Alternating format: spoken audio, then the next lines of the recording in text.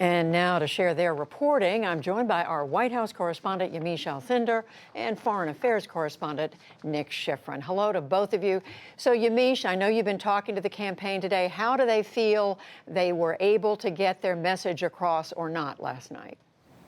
Well, Trump campaign officials as well as Republican officials tell me that they are very pleased with the way that the RNC is going. They feel like the convention is doing a good job in making the case for why President Trump should be reelected. That being said, there were a number of misleading claims, and I want to walk you through some of them.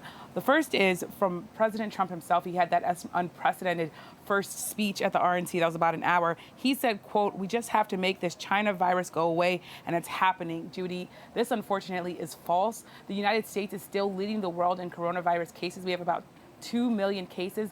And in the last week, we've seen an average of 42,000 cases per week. So the coronavirus is not at all going away. It is at sometimes decreasing, but it is not, as he said, going away. The second thing I want to point out is House Minority Whip Steve Scalise. He said, quote, "Joe Biden has embraced the left's insane mission to defund the police." This is the second in the command, it's second-ranking GOP official in the House. That is false. Joe Biden has said repeatedly that he does not believe in abolishing the police or defunding the police. He does say that he wants to see systemic change in law enforcement and have a world and a country where African Americans are not more likely to be killed by the police, which is the case now. Lastly, I want to turn to Patricia Mikulski. She's one half of that St. Louis couple who pointed guns at Black Lives Matter protesters when they were walking through her neighborhood. And she said, quote, "Democrats want to abolish the suburbs altogether by ending single-family zoning."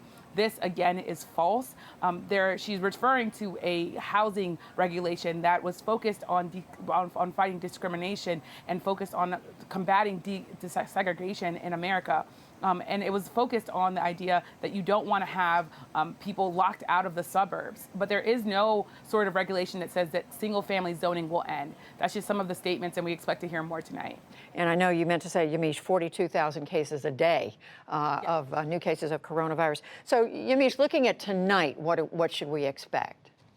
Tonight, we should expect President Trump to really be making the case, both with White House officials and with close family members, that he should be reelected. So we're going to see a number of people whose last name is Trump. First Lady Melania Trump will be coming to the Rose Garden to deliver the keynote address, but we're also going to be hearing from Tiffany Trump, as well as Eric Trump. We're also going to be hearing from Larry Kudlow. He's a top White House economic official. He's likely going to be making the case that President Trump can bring the country back from the devastating economic impacts of the coronavirus. And we're also going to hear from Secretary of State Mike Pompeo. This is an unusual move in the last 75 years. We have not seen a sitting Secretary of State deliver an address at a Republican convention or at a major party convention. So there are some ethical concerns there. But this is just some of the people that we're going to be hearing tonight making the case for President Trump. Well, let me ask you, Nick, about that. There is some controversy around Secretary Pompeo's address. How is this a break from tradition?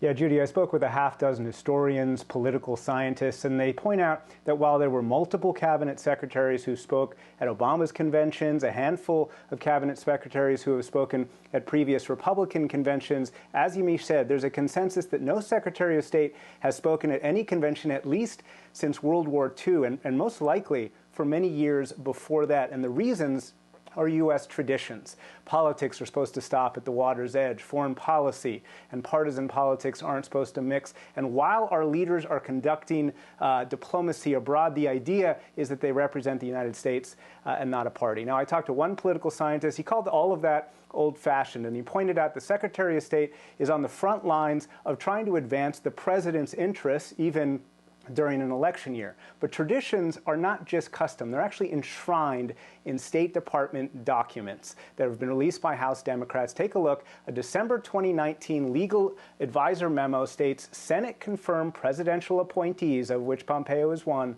may not even attend a political party convention or convention-related event. And a cable sent on July 24th, signed by Mike Pompeo, says presidential appointees may not engage in any partisan political activity in concert with a partisan campaign, political party, or partisan political group, even on personal time. So given that, Nick, what is Pompeo's defense of what he's doing? Well, despite the language from that cable I just read, the State Department spokespeople say that Pompeo was on personal time when he taped this address from Jerusalem. A spokesman says, quote, Secretary Pompeo will address the convention in his personal capacity.